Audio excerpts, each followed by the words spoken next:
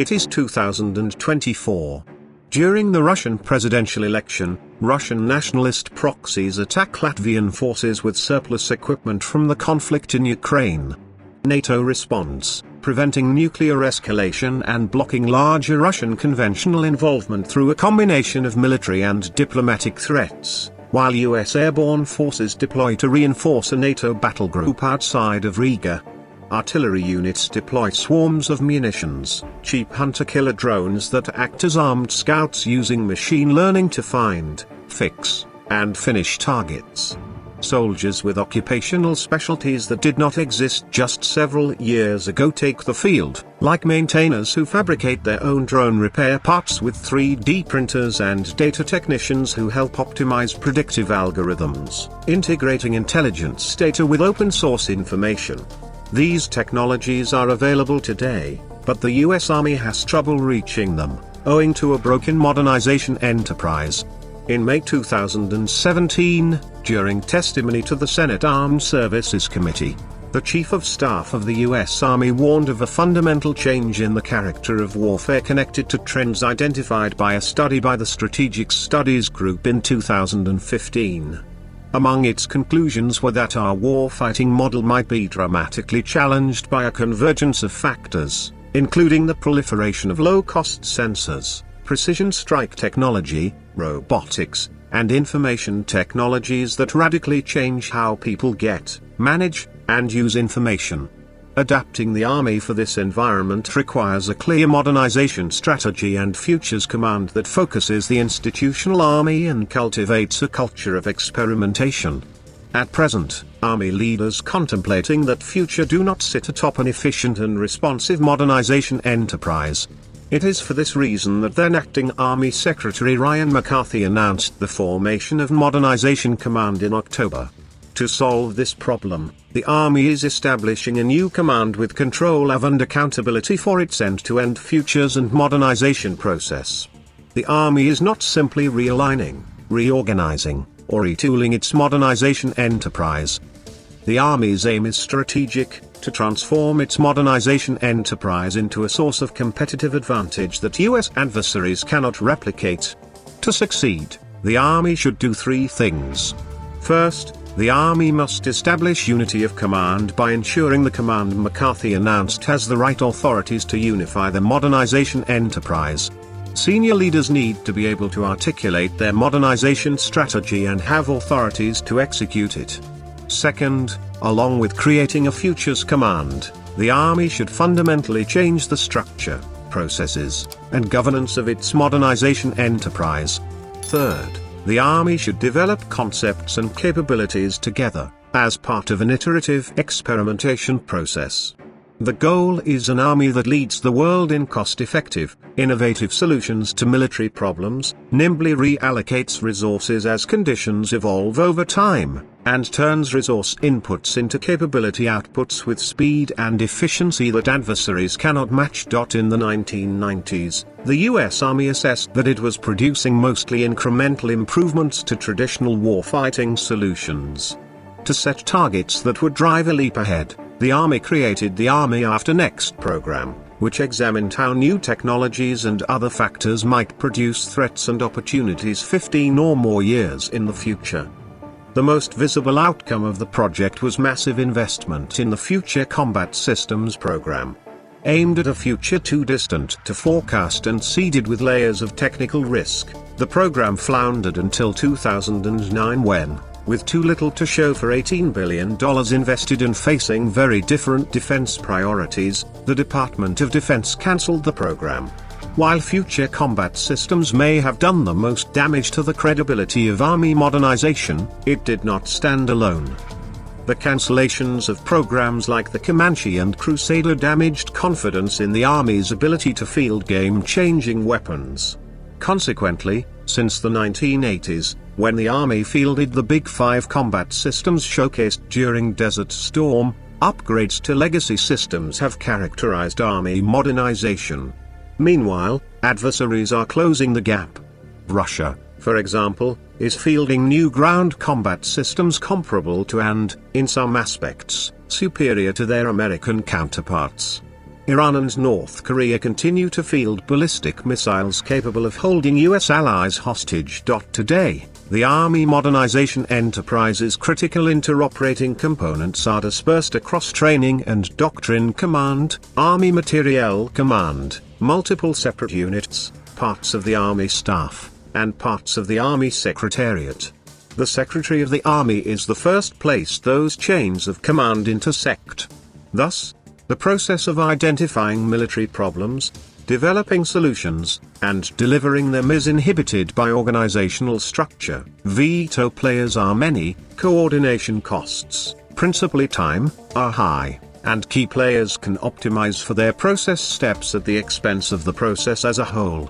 Until the Army consolidates disparate functions under one, empowered commander, it cannot reasonably expect to break down silos and achieve unity of effort. Unity of command will allow the new Futures Command to articulate a single, coherent strategy driving modernization. That strategy should be grounded in a fully credible and authoritative running estimate of alternative futures, and allocation of modernization resources must match it.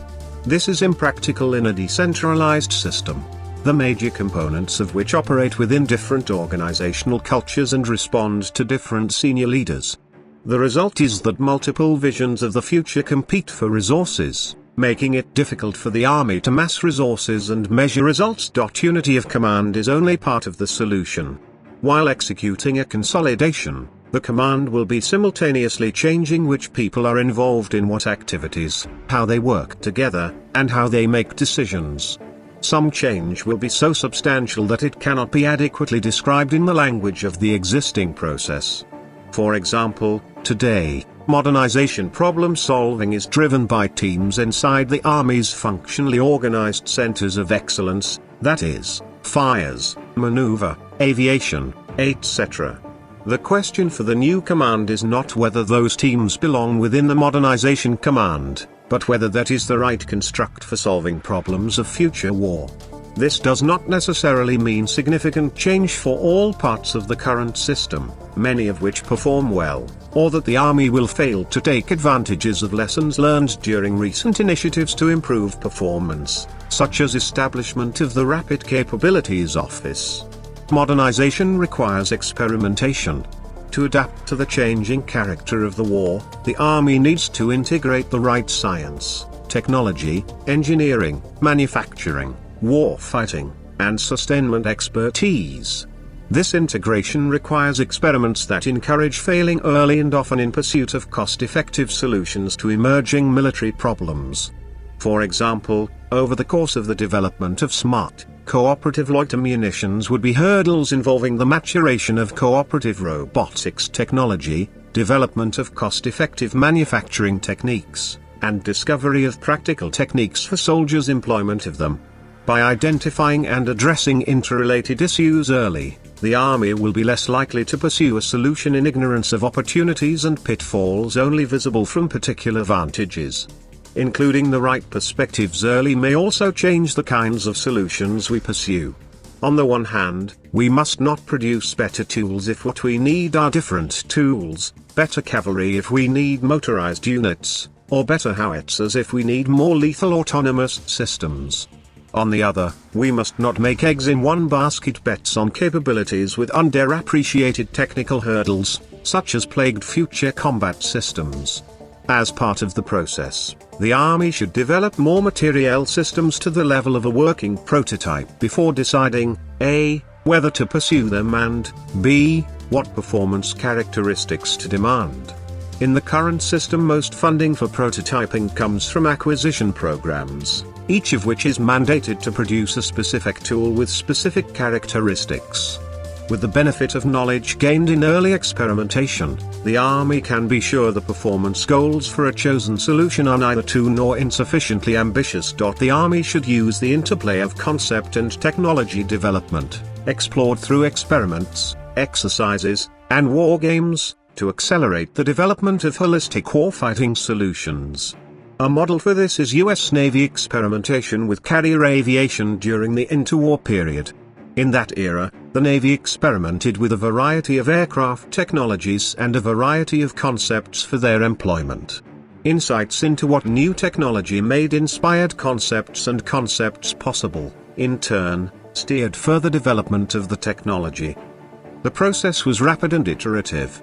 The Army's current modernization paradigm rests on an underlying assumption so long-standing that it is rarely questioned within the service, that concepts should drive capability development, that the Army should not develop technologies and then decide how to fight with them, but decide how it will fight and then develop the technologies that allow that. Often cited is the Army's use of air-land battle, a clear description of how the Army would fight at the operational level of war, to drive development of the Big Five, which were Army modernization priorities through the 1980s. For two reasons, the Army should depart from this intellectual constraint. First, technology and the strategic environment are changing too quickly for the Army to painstakingly develop a single, specific operational concept and then build to it. Air-land battle, first published in 1982 and improved in 1986, represented over a decade of thought work and, while applicable across a range of contingencies, it was conceived as a solution to a specific military problem in war with a specific adversary in a specific place. One may or may not agree that the approach was appropriate for the Cold War. It was during that era, in 1955, that President Dwight D. Eisenhower said, "Every war is going to astonish you in the way it occurred, and in the way it is carried out. But, by putting concept development and experimentation together, the Army can discover rather than merely anticipate the future fight." Second, the common narrative of the relationship between air-land battle and the Big Five is misleading. Air-land battle was not actually the intellectual ground zero for any Big Five program, each of which was a top Army modernization priority well into its development by 1976. It was an operational concept developed alongside and later brought together with the Big Five. For example, one of the Big Five was the Abrams main battle tank. The program that yielded the Abrams was officially initiated in 1973, prior to the development of air-land battle or even its predecessor, active defense. Even the 1973 program drew heavily upon the U.S. German tank technology program started in 1963. The Army should develop technologies with an understanding of the problems they might solve and a vision of where they may fit among battlefield systems. It should also field systems together with well-developed concepts of their employment. But the process need not be rigidly sequential. Concept and technology innovation processes should be flexible and iterative, each informing the other. For example, during World War I, Great Britain developed the tank with a narrow application in mind. During the interwar period, military experimentation with tanks informed the development of concepts of their employment which, in turn, steered the development of tank technology. It may not be immediately evident that a new command should be the solution to the Army's modernization problems. The Army already has commands responsible for modernization and new bureaucracy may not address the failures of the old. Some believe the Army's problem is simply that it lacks a clear modernization strategy.